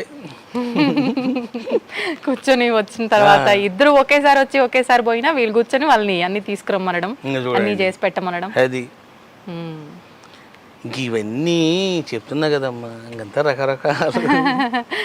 స్వామీజీ, అసలు మనిషి పుట్టుకకు ఒక కారణం ఉంటుంది, కారణంతో జన్మిస్తారు అని అంటుంటారు. నిజంగా ప్రతి మనిషి పుట్టుకకు వెనకాల కారణం ఉంటుందా, లేదంటే కారణ జన్ములు అంటుంటారు, మహాయోగులు అని అంటుంటారు, వాళ్ళ జన్మ వెనకాల మాత్రమే కారణం ఉంటుందా అంటే ఏం చెప్తారు? ఇప్పుడు మానవ జన్మ అవతార పురుషుల జన్మ. మానవ జన్మ అంటే ఏంటంటే, మీరు కొంత పుణ్యం చేశారు, కొంత పాపం చేశారు, కొంతమందికి రుణపడ్డారు, కొంతమంది మీకు రుణపడ్డారు. ఇక లెక్కలు ఉన్నాయి. ఈ లెక్కల కోసమని మనిషి పుడతాడు, అందుకే కర్మానుసారం పుడతాడు వాడు. కానీ ఇప్పుడు షిరిడి సాయిబాబా, రమణ మహర్షి, రామకృష్ణ పరమహంస ఇట్లాంటి వాళ్ళు ఎందుకు పుట్టారు అంటే లోక కళ్యాణం కోసం పుట్టారు. అది సో ఒక మనిషి పుట్టాడు అంటే మనకి ఏదో సమ్ వర్క్ ఉంది, ఆ వర్క్ కోసం పుట్టాడు కర్మానుసారం. మరి షిరిడి సాయిబాబా ఎందుకు వచ్చాడు, కృష్ణుడు ఎందుకు వచ్చాడు, రాముడు ఎందుకు వచ్చాడు అంటే there is a special purpose. అదే లోక కళ్యాణం. అట్లనమాట. అంటే లోక కళ్యాణం అంటే మంచిని స్ప్రెడ్ చేయడం అనుకోవచ్చా? లోక కళ్యాణం అంటే లోకములోని జనాలంతా సుఖంగా ఎట్లా ఉండాలి, ఎట్లా దైవాన్ని పట్టుకోవాలి, ఎట్లా సద్గుణాలు పెంచుకోవాలి, ఎట్లా పరమానందంలో రమించాలి, ఇది చెప్పేటువంటి మహనీయులు. వాళ్ళని కారణ జన్ములు అంటారు. స్వామీజీ, ఇప్పుడు ప్రతి యుగంలో తీసుకుంటే, అంటే రాముడు ఒక యుగంలో మానవ అవతారం తీసుకొని ఇప్పుడు మీరు అన్నట్టుగా లోక కళ్యాణం కోసము, కృష్ణుడు ఒక జన్మ తీసుకొని మానవ జన్మ లోక కళ్యాణం కోసం, మనందరికీ కూడా మంచిని తెలియజేయడం కోసము, ధర్మాన్ని వ్యాప్తం చేయడం కోసమే వచ్చారు. మరి ఈ కలియుగంలో ఏ అవతారంలో అంటే మానవ అవతారంలో భగవంతుడు వచ్చాడా, రాలేదా, అంటే వచ్చినా మనం గుర్తుపట్టలేని స్థితిలో ఉన్నామా అంటే ఏం చెప్తారు? అసలు నిజం చెప్పాలంటే అమ్మా లేనిపోనివన్నీ చెప్తారు. ఇప్పుడు రాముడు సీతని ఆదర్శంగా తీసుకోవాలి ప్రతి ఒక్కరు కూడా అని అంటుంటారు. ఉమ్. అంటే మళ్ళీ దాన్ని విమర్శించే వాళ్ళు కూడా ఉంటారు. మంచిని మంచిగా తీసుకునే వాళ్ళు ఉంటారు, దాన్ని చెడుగా తీసుకునే వాళ్ళు ఉంటారు. అది వాస్తవం అయినప్పటికీ ఉంటారు. అయితే ఇప్పుడు ఎందుకు ఆదర్శంగా తీసుకోవాలని దాంట్లో మూర్ఖంగా వాదించే వాళ్ళు మాట్లాడే విషయం ఏంటంటే, ఎందుకని అంటే అరణ్యవాసం అని చెప్పి అన్ని సంవత్సరాలు అలా తీసుకెళ్ళి తర్వాత వాళ్ళిద్దరి అంటే ఎడబాటు ఇవన్నీ కూడా ఆదర్శంగా తీసుకోవడం వల్ల మాకు వచ్చే లాభం ఏంటి, ఇది ఒక్కటే చూస్తున్నారు తప్ప అంటే వాళ్ళు విడిగా ఉన్నా ఎలా ఉన్నా అరణ్యవాసం చేసిన వాళ్ళ యొక్క మధ్య ఆ అనుబంధం అనేది ఎలా ఉందో ఇది మర్చిపోతున్నారనే చెప్పాలి. మీరేం చెప్తారు దాని గురించి? ఇప్పుడు దేవతలైనా మానవులైనా ఎవరైనామా సంబంధ బాంధవ్యాలన్నీ కూడా మనసు మీద ఆధారపడి ఉంటాయి. ఆ మనసును దాటితేనే ఎవరికైనా ఆనందం పరమానందం అట్లనమాట. సో కాబట్టి ఇప్పుడు సీతారాములు ప్రారంధానుసారం వాళ్ళు పాపం కష్టాలు పడ్డారు, మన కర్మానుసారం మనం కష్టపడుతున్నాం. మధ్యలో ఈ కంపారిజన్ చేసుకోవడం వలన ఏమవుతుందంటే లేని గోల తప్ప ఇక్కడ కావాల్సింది ఏంటి అంటే భార్యాభర్తలు ఇద్దరూ కూడా ఫస్ట్ యోగ సాధకులు ధ్యాన సాధకులు కావాలి. ఇద్దరు ధ్యానం చేసే వాళ్ళు ఉంటే చాలమ్మా, ఇంకా శాస్త్రాలు ధర్మాలు ఇవన్నీ అవసరం లేదు. పొద్దున్న లేస్తూనే ఎవరి పనులు వాళ్ళు చేసుకుంటూ మంచిగా ధ్యానం చేశారనుకోండి అది చాలు. కానీ ఇప్పుడు ధ్యానం ఎవరు చేస్తున్నారు? ఇప్పుడు ఏం చేస్తున్నారంటే నీతులు నీతులు నీతులు కథలు కథలు. నువ్వు వింటూనే ఉంటావా, ఇంకా ఆచరించావా?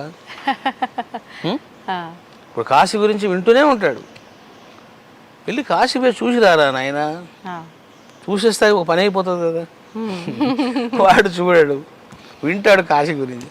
ఇట్లనమాట, వినడం కాదు, యూ హ్యావ్ టు ఎక్స్పీరియన్స్. ఇప్పుడు రాముడు కూడమ్మా ఆయన శిష్యరికం చేశారు వశిష్ఠ మహర్షికి. ఎందరో మహర్షుల దగ్గర ఆయన కూర్చొని ధ్యానం చేశారు రాముడు. ఇవన్నీ మర్చిపోతున్నారు. ఏం చేస్తున్నారంటే రాముడు మాంసం తిన్నాడా? మాంసం తినలేదా? మాంసం తింటే ఏంటి, తినకపోతే నీకేంటయ్యా, నువ్వు తింటున్నావా లేదా? చూసారా? అంటే ఇటువంటి పనికి మాలిన విషయాలన్నీ మాట్లాడము, వీడియోలో పెట్టడము, ఇవన్నీ అసలు అవసరం లేని విషయాలు. ఏం రాముడికి ఇష్టం ఉంటే తింటాడు. కానీ అంటే కొన్ని ధర్మాలు ఉంటాయి కదా స్వామీజీ, అంటే ఇష్ట ప్రకారంగా తినటం అది పక్కన పెడితే క్షత్రియ ధర్మం అనేది ఒకటి ఉంటుంది కదా, మరి దాన్ని తినొచ్చు. అసలు రాజులు పప్పన్నం ఏం తింటారమ్మా, మనం తింటాం పప్పన్నం. మరి రాజులంతా వాళ్ళంతా మాంసాహారులే. కానీ ఆయన భగవంతుడి యొక్క స్వరూపం కదా, మానవ రూపంలో వచ్చిన భగవంతుడు కదా, మళ్ళీ ఆ ధర్మాన్ని కూడా ధిక్కరించకూడదు అంటారు కదా. అంటే పాపము రాముడుగా జీవించడానికి ఆయన సిద్ధంగా ఉన్నాడు. ఆయన జీవించాడు, ఎలా జీవించాలో మనకి ఇష్టం లేదని అలా జీవించడం. అది ఇప్పుడు నాన్ వెజిటేరియన్ తినేవాడు, ఎవడరా నీకు చెప్పింది, రాముడు మా పార్టీ, ఆయన బాగా తిన్నాడు అంటారు. వెజిటేరియన్స్ ఉన్నారనుకోండి, చీ చీ చీ ఏం మాట్లాడుతున్నావు నువ్వు అంటారు. వాస్తవం. అసలుకి ఇవన్నీ వాదోపాదాలు ఎక్కడి నుండి వస్తున్నాయి? మన భావాల నుండే వస్తుంది. మరి వాస్తవానికి ధర్మ ప్రకారంగా మాంసాహారం తినొచ్చు అంటారా? అంటే ఒక జీవిని బలి ఇవ్వకూడదు, అధర్మం అంటారు కదా, మరి ఒక జీవిని బలిస్తున్నట్టే మాంసాహారం తినడం అంటే అది విరుద్ధం అంటారా ధర్మానికి? ఇప్పుడు చూడమ్మా, ఇప్పుడు ధర్మము విశేష ధర్మం అని రెండు ఉంటాయి. ఒక మేక అలా పోతూ ఉంది, ఆ మేకను నరికేసాం, వెళ్ళి వండుకొని తిన్నాం. ఇదిగో అది జీవహింస, అది జీవహింస, అది పాపం. ఎందుకు చంపేసావు దాన్ని? అది పాపం. అది ఇప్పుడు అదే మేకను తీసుకెళ్ళి కాళీమాతకు బలి ఇచ్చాడు కదా, మరి అది పాపమా పుణ్యం అంటే పుణ్యం. అది ఎట్లాంటి పుణ్యము అని అంటే ఎప్పుడైతే ఆ మేక అమ్మవారి దగ్గరికి వెళ్తుందో, ఎప్పుడైతే బలి ఇవ్వబడుతుందో, చూసారా, బలి అనే పదం వెరీ పవర్ఫుల్ పదం అది. ఆ బలి అనే పదం అర్థం తెలియకనే చాలామంది రకరకాలుగా ఊహించుకుంటారు.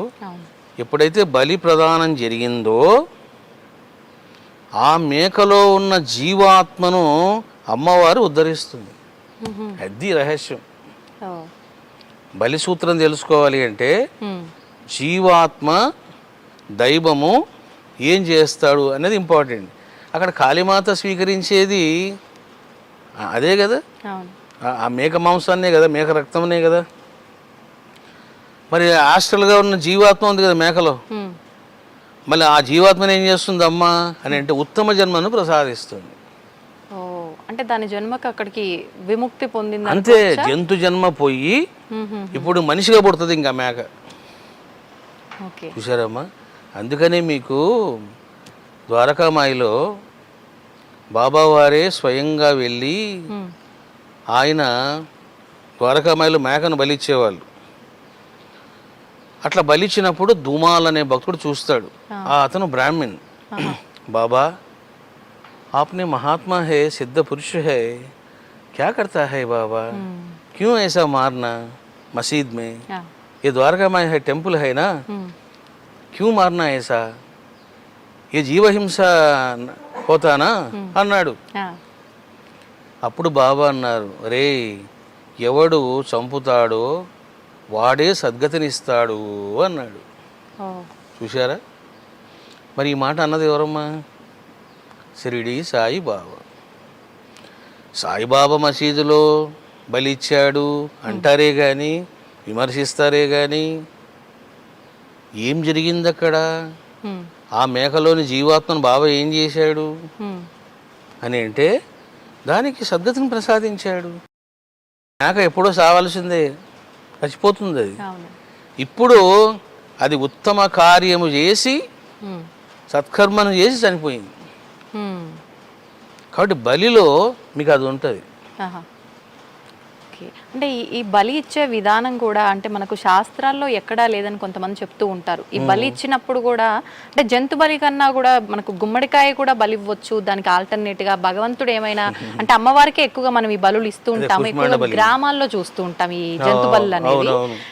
ఎక్కడ లేదు శాస్త్రాల్లో. ఇదంతా కూడా ఆ ప్రాంత ఆచారాన్ని బట్టి వచ్చింది అని చెప్పంటారు. ఇది వాస్తవమా స్వామీజీ? ఈ బలి అన్నది వేదాల్లో కూడా ఉందమ్మా. అవునా? గో ఉంది. గోవు అసలు మనిషినే ఇచ్చారు. మనిషినే ఆ టైంలోన ఉంది. నరబలి కూడా ఉంది. గోబలి ఉంది, నరబలి ఉంది, అశ్వబలి ఉంది, గుర్రం, గజబలి ఉంది, ఇవన్నీ ఉన్నాయి. అసలుకు ఆ బలి ఇచ్చేటువంటి ఒక పెద్ద ప్రాసెస్ ఉంటుంది. ఊరికనే కత్తితో నరికేరమ్మా. ఇప్పుడు మీరు కామాఖ్య ఎప్పుడైనా చూసారా? లేదు, కానీ వింటున్నాం ఈ మధ్య. ఒకసారి పోయిరండి. కామాఖ్యలో ఇంకా మీకు తెగుతూనే ఉంటాయి తలకాయలు. తెగుతూనే ఉంటాయి. ఒక గున్నపోతు కావచ్చు, ఏదైనా కావచ్చు, అలా కట్ చేయగానే తీసుకెళ్ళి అమ్మవారికి ముందు పెట్టేస్తారు తలకాయ. కొన్ని గంటలు పెడతారు అట్లా. ఆ శిరస్సు యొక్క బ్లడ్ అంతా అమ్మ తీసుకుంటూ ఉంటుంది. అంటే ఆలయ ప్రాంగణంలోకి తీసుకెళ్తారు. గర్భగుడిలోకే నేను చూసాను కదా కాళీమాత టెంపుల్లో. నేను వెళ్ళినప్పుడు నేను బలి ఇవ్వడం చూశాను, తీసుకెళ్ళడం కూడా చూశాను. అట్లా రోజు జరుగుతుంటుంది అక్కడ. మరి ఏం జరుగుతుంది అక్కడ అని అంటే ఆ యొక్క పశువులోని జీవాత్మకు అమ్మవారు సద్గతి ప్రసాదిస్తుంది. అది ఓకే. అంటే మామూలుగా ఈ బలులు, ఈ జీవహింస ఇవన్నీ కూడా అంటే సాత్విక విధానంలో పూజించే దేవతామూర్తులకి ఇది అంతా కూడా చెందదు. ఇది మళ్ళీ తాంత్రిక రూపంలోనో వేరే రకంగా అంటే కొన్ని సాంప్రదాయాలని ఆచారాలను బట్టి చేసే పూజలకి అంటే వామాచారం అని చెప్పి ఇలా రకరకాల ఆచారాలు ఉంటాయి కదా, ప్రత్యేకించి వాటికి సంబంధించిందే అంటారు కదా. మరి ఇప్పుడు శక్తిపీఠాల్లో ఆచరించేదంతా కూడా ఎటువంటి విధానం అంటారు? మీకు ఇప్పుడు భైరవులు, దశభైరవులు, అష్టభైరవులు, తర్వాత దశమహావిద్యా దేవతలు, తర్వాత అష్టమాతృకలు, గ్రామదేవతలు, ప్రత్యంగిర, వారాహి, వీళ్ళందరికీ ఇవ్వాల్సిందే. ఇవ్వకపోతే ఇంకా అంతే వాళ్ళ కథ. అంటే ఏమవుతుంది? ఏమవుతుందంటే మనం ఇప్పుడు వాళ్ళని మనం ఆకలితో పెడుతున్నాం కదా. ఇప్పుడు నేను మీ ఇంటికి వచ్చినాను, ఎంతసేపు నాకు నీళ్లు ఇస్తుంటే ఈ అమ్మాయి భోజనం ఎప్పుడు పెడతారా నాయన అనుకుంటాం కదా. ఎందుకంటే వాళ్ళ ఆహారం అది, వాళ్ళ ఆహారం అది కాదు. మనం ఇంత పప్పన్నం పెట్టి అమ్మా తినమ్మా తినమ్మా అంటే తినదు. ఉగ్ర రూపాలుగా తీసుకోవచ్చు అంటారా? అంటే ఈ మాంసం నివేదన చేసే దేవతామూర్తులందరినీ ఉగ్ర స్వరూపాలు తీసుకోవచ్చు. ఇప్పుడు మీకు దశమహావిద్యలు అందరూ తీసుకుంటారు కదమ్మా. అవును, కానీ ఒకప్పుడు దశమహావిద్యలు అని అంటే చాలా రహస్యంగా చేయాల్సిన పూజలు అని చెప్పి రహస్య దేవతలు అని చెప్పి విన్నాము. కానీ ఇప్పుడు మాత్రం అంతా కూడా బహిరంగంగా ఉపాసనా పరులు కానీ ఆలయాలు కట్టడం కానీ ఎక్కడ పడితే అక్కడ వినటము, మాట్లాడటము, పూజ చేయటం ఇవన్నీ వింటున్నాం. ఏంటంటారు ఈ మార్పు? ఇప్పుడు మనకు కాలం ఎప్పుడు ఒకలా ఉండదమ్మా, అది మారిపోతూ ఉంటుంది. టెక్నాలజీ ఎలా మారుతూ పోతుందో, యూ టేక్ ఎనీథింగ్, మీరు సినిమా ఫీల్డ్ తీసుకోండి, స్పిరిచువాలిటీ తీసుకోండి, మీరు ఏదైనా తీసుకోండి, గ్రాఫిక్స్ తీసుకోండి, మారిపోతూ ఉంటుంది. అదేవిధంగా దేవుడి విషయంలో కూడా మారిపోతూ ఉంటాయి. ఒకనాడు గుప్తంగా కూర్చునేవాళ్ళు. ఎందుకు కూర్చునే వాళ్ళమ్మా? ఫర్ ఎగ్జాంపుల్ మీకు కావ్యకంఠ మహాగణపతి అని రమణ మహర్షి శిష్యుడు ఉన్నారు.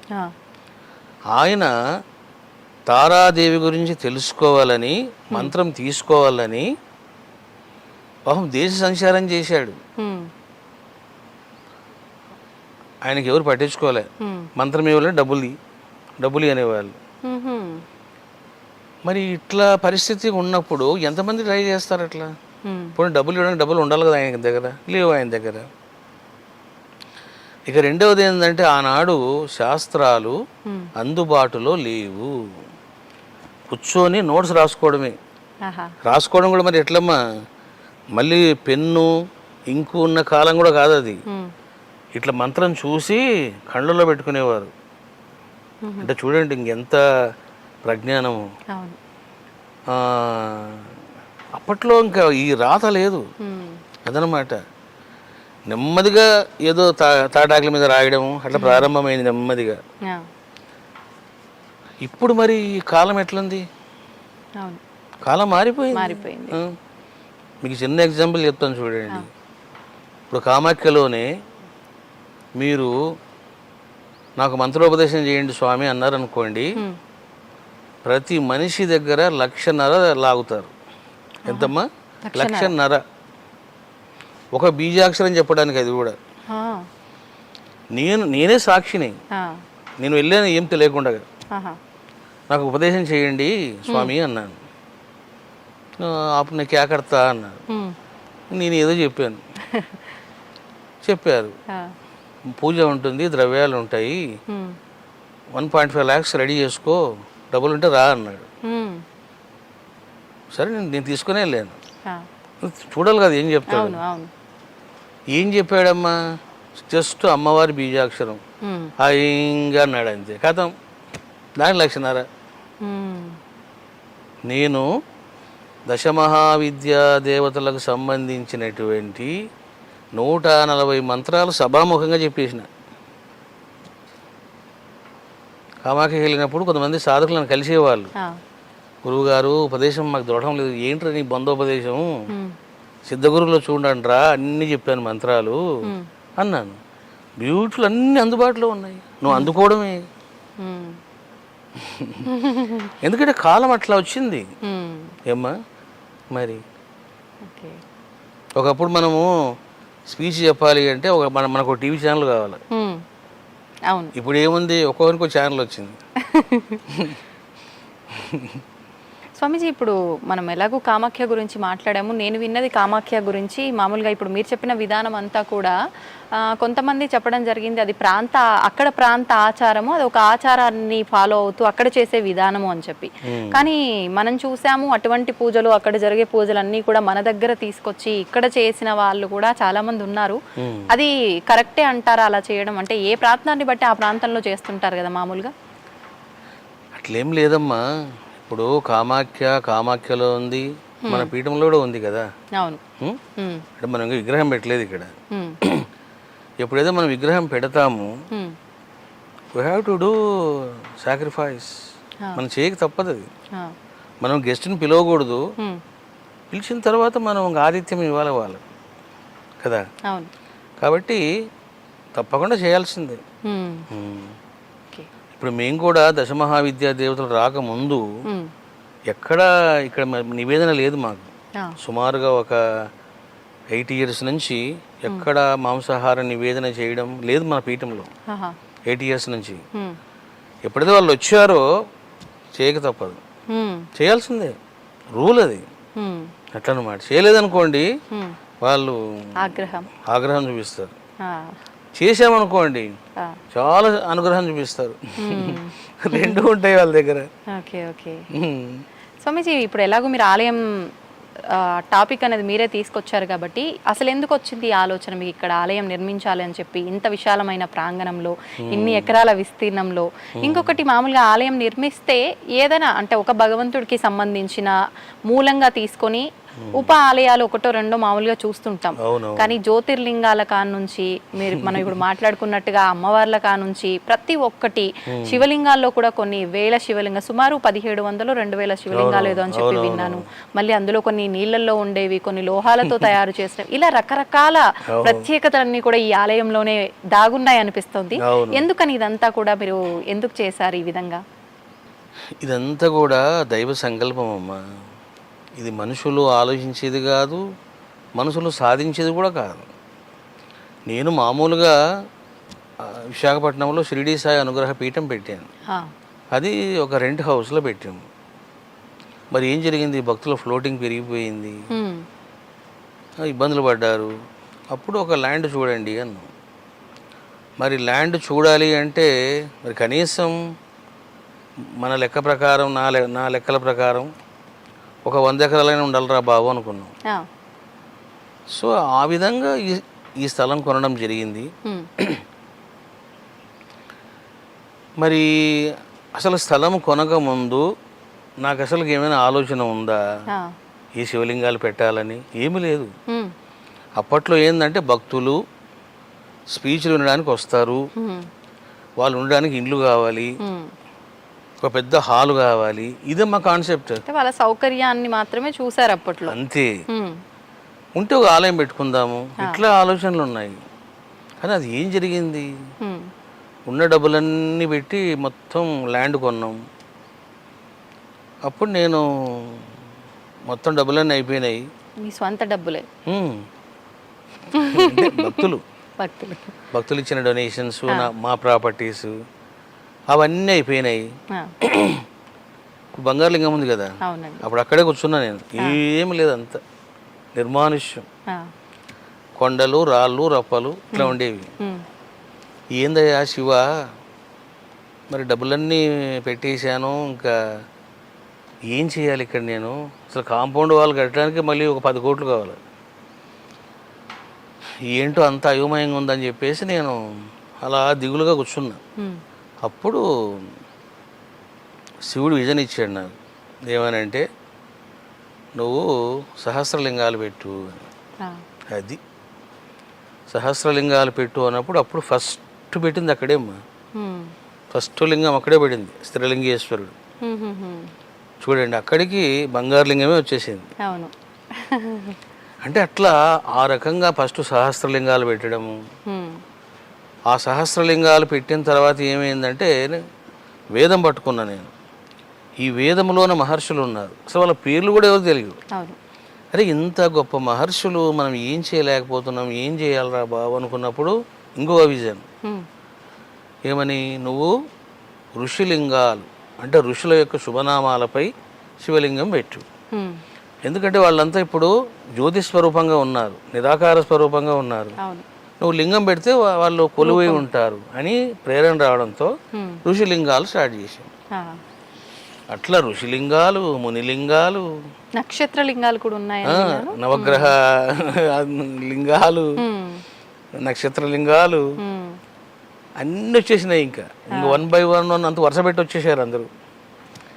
ఇంకా జలలింగాలు ఇట్లా నిర్మాణం జరిగిందమ్మా.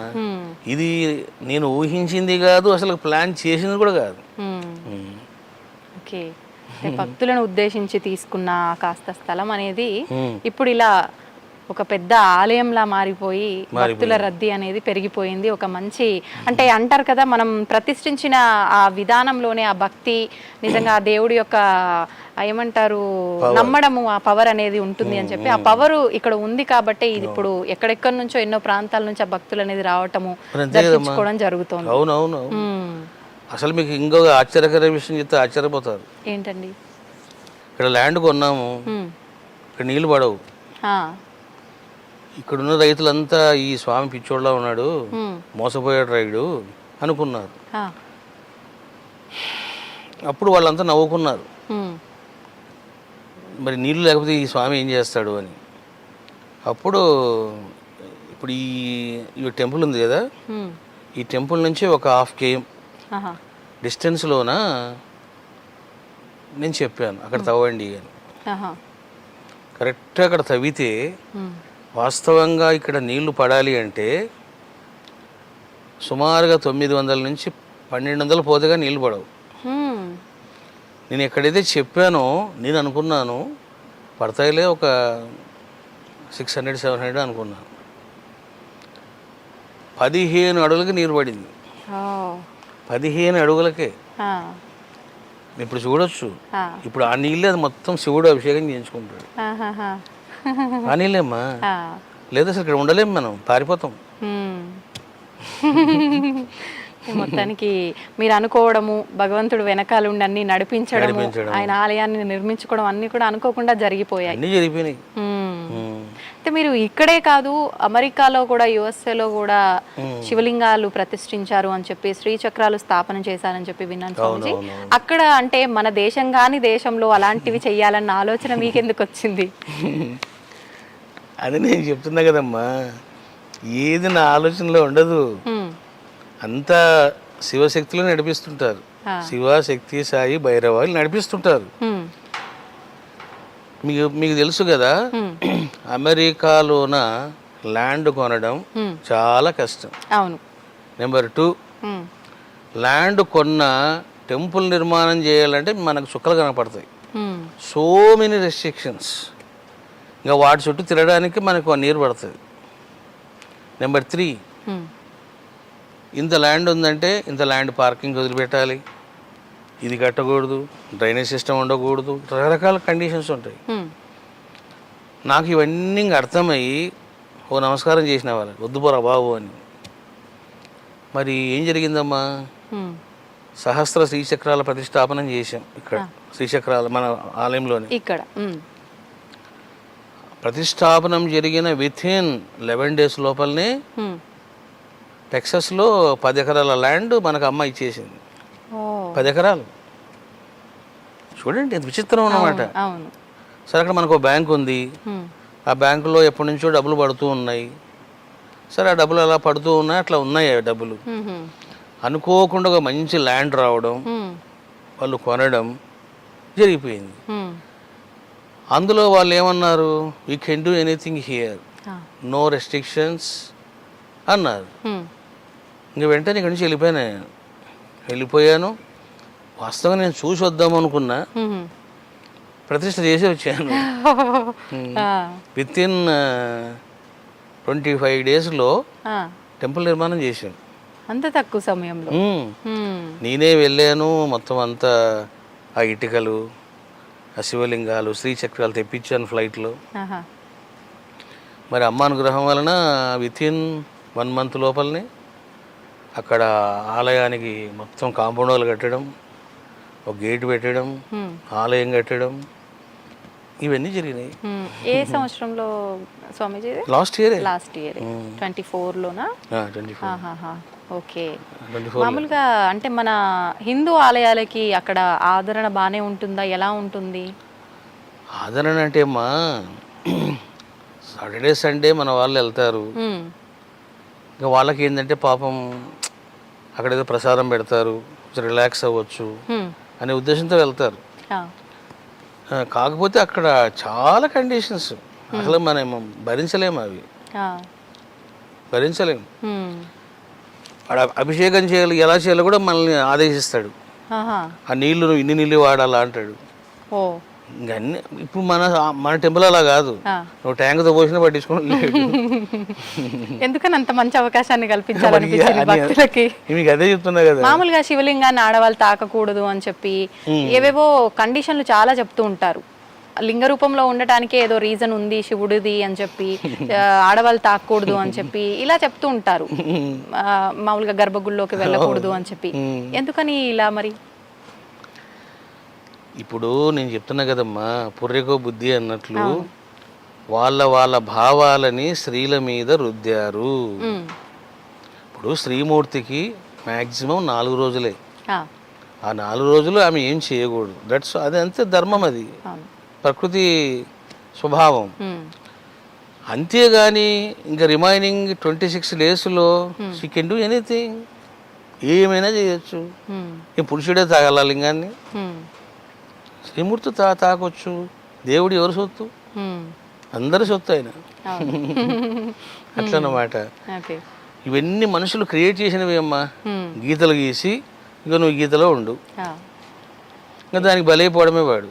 అంతే, చెప్పింది ఆచరిస్తూ వెళ్ళడము, అదే తరచూ ఇంకా కొనసాగ. దాన్నే సాంప్రదాయం ఇంకో పేరు పెట్టడం. అవును అవును, మా వంశ పారంపర్యంగా వస్తుంది, ఇది ఇలానే ఉండాలి, ఇలాంటి టర్మ్స్ అండ్ కండిషన్స్ అన్ని అప్లై చేస్తారు. అంటే చాదస్తాలను మోసుకొని పోతారు. అవును. అంటే ఇప్పుడు ఎలా అయిపోయిందంటే మన హిందూ ధర్మం, సనాతన ధర్మం అంటేనే ఈ పూజలు ఇవన్నీ పునస్కారాలు ఇవన్నీ అంటేనే ఒక మూఢనమ్మకంగా అని భావించే తత్వానికి కూడా హిందువులే వెళ్ళే పోకళ్ళలో కూడా వెళ్తున్నారు ఇలాంటి వాటి వల్ల. వెళ్తారు. అవును. నిజంగా మన హిందూ ధర్మంలో మూఢనమ్మకాలు ఉన్నాయా స్వామీజీ? ఏం చెప్తారు మీరు దాని గురించి? ఏ మూఢనమ్మకాలు లేవమ్మా, అంత సహజత్వమే. నేను చెప్పాను కదా మీకు. అవును. ఇప్పుడు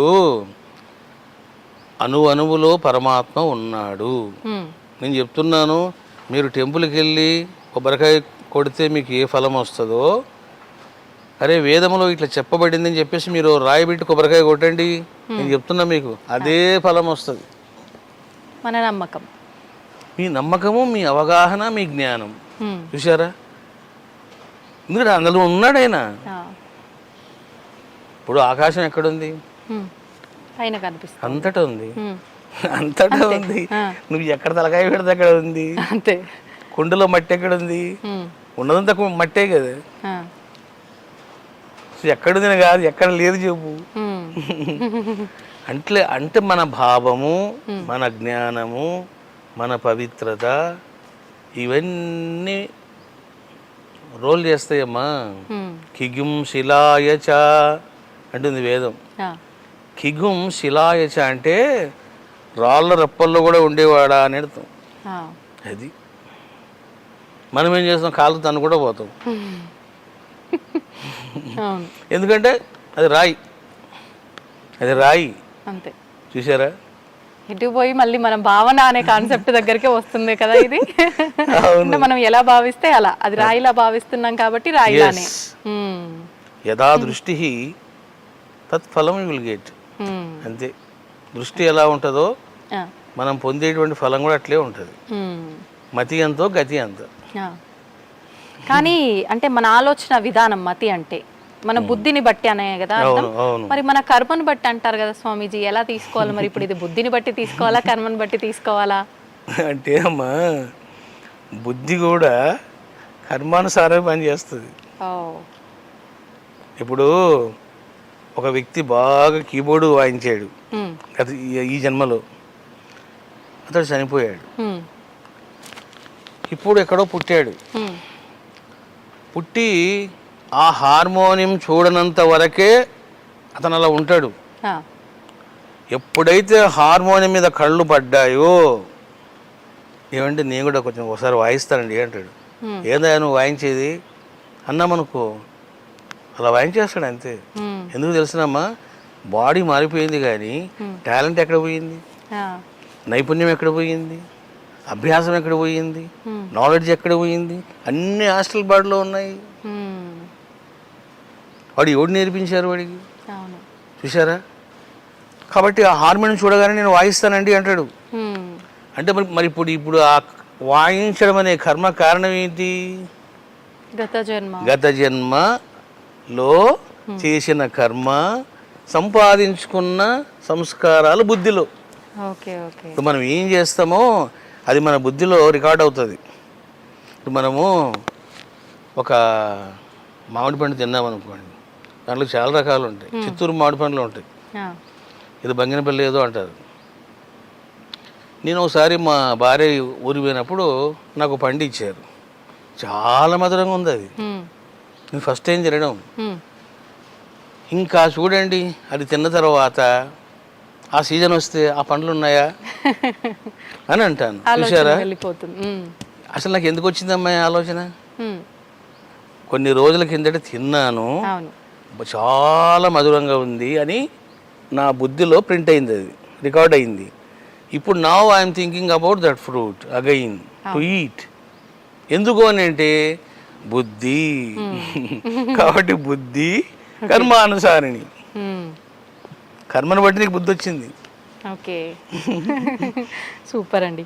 అంటే మనకు అతి త్వరలోనే మన నూతన సంవత్సరం రాబోతోంది, ఉగాది. ప్రస్తుతం మనం క్రోధినామ సంవత్సరంలో ఉన్నాము, శ్రీ విశ్వవసునామ సంవత్సరంలో అడుగు పెట్టబోతున్నాము. అవునవును. ఉగాది అని మనం పిలిచే నామం కూడా ఉగాది కాదు, యుగాది అని చెప్పి అంటూ ఉంటారు. మరి ఈ నామం అనేది ఎందుకు ఇలా మారింది, అసలు ఉగాది విశిష్టత ఏంటి తెలియదు. అవునవును, అది వాస్తవంగా యుగాది. యుగానికి ఆరంభ సుదినం అన్నమాట.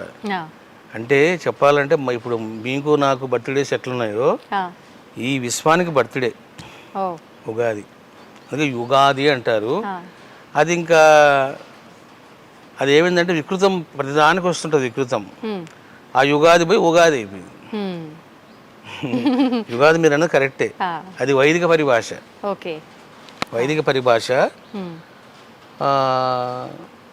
కాలం గతిలో మారిపోతుంటాయి పదాలమ్మా, అట్లా. అయితే మనకు ఇప్పుడు ఉగాది అనగానే గుర్తొచ్చేది షడ్రుచుల కలయిక అని చెప్పి, ఉగాది పచ్చడి, పంచాంగ శ్రవణము, ఇలా మాట్లాడుకుంటూ ఉంటాం. ఆ రోజు పంచాంగం గనక వినకపోతే ఏదో కోల్పోయినట్టుగానే ఫీల్ అవుతుంటారు. నిజంగా ఈ విధానం అంతా కూడా మనకు, అంటే ఇందాక మనం మాట్లాడుకున్నట్టు ఒకటి ఏదైనా వస్తే అది అలా కొనసాగుతున్నట్టుగా వచ్చిందా, లేదంటే ఇది మన శాస్త్ర గ్రంథాల్లో ఉందా ఈ విధానం అంతా కూడా? ఉంది. అంటే ఇప్పుడు ఏం లేదమ్మా, మనకు యుగ ఆరంభ సుజనం కదా. అంటే కొత్త సంవత్సరము అనగానే మన భావాలు కూడా కొత్తగా ఉండాలి, మన విజయాలు కూడా కొత్తగా ఉండాలి, మన సంపాదన కూడా కొత్తగా ఉండాలి అని అన్ని కొత్తదనం కోరుకుంటుంది మనసు. సో అందువల్ల మనం ఏం చేస్తామంటే అది విన్నప్పుడు వీళ్ళకి బాగుంటుంది, వీళ్ళకి బాగుండదు, ఇట్లా చాలామంది చూసుకుంటూ ఉంటారు. ఏదైనా మనము చేసే ఎఫర్ట్, మన యొక్క పరిశ్రమ మన భవిష్యత్తుని నిర్ణయిస్తాయి. కాలం పని కాలం చేస్తూనే ఉంటుంది, గ్రహాల పని గ్రహాలు చేస్తూనే ఉంటాయి. కానీ నీ పని నువ్వు చేయాలి కదా అన్నమాట. ఓకే. అంటే ఏ పని అది చేసుకున్నా కూడా, అంటే చేసుకుంటుంది, మన పని మనం చేయాలి, ఓకే వాస్తవం. కానీ ఈ పూజలు ఇవన్నీ చేయడం వెనకాల ఆంతర్యం కూడా మార్పు వస్తుంది, మారదు కానీ మార్పు వస్తుంది అనే ఒక సంకల్పంతో వస్తుంది. గ్యారెంటీ వస్తుంది, మార్పు అనేది ఉంటుందమ్మా. ఇప్పుడు మనము ఎప్పుడైతే దైవానికి సంబంధించిన ఉపాసన చేస్తామో మార్పులు వచ్చేస్తాయి మార్పులు. కాబట్టి ఉపాసన మోస్ట్ ఇంపార్టెంట్. నన్ను అడిగితే అసలుకు మంచిగా తపస్సు చేసుకోవాలి, కానీ తపస్సు చేసేవాడు ఎవడు? ఇప్పుడు తపస్సు చేయాలని పోయినా చేయలేము అసలు.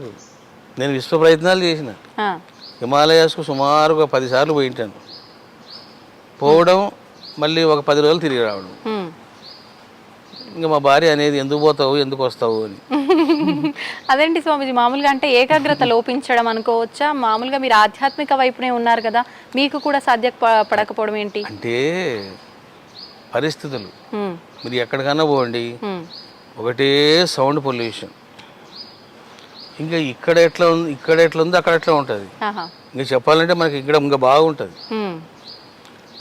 నేను చాలా చూశానమ్మా.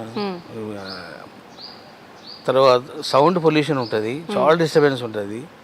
రెండోది ఏంటంటే మీకు ఫుడ్ ప్రాబ్లం ఉంటుంది, ఫుడ్ టైం దొరకదు.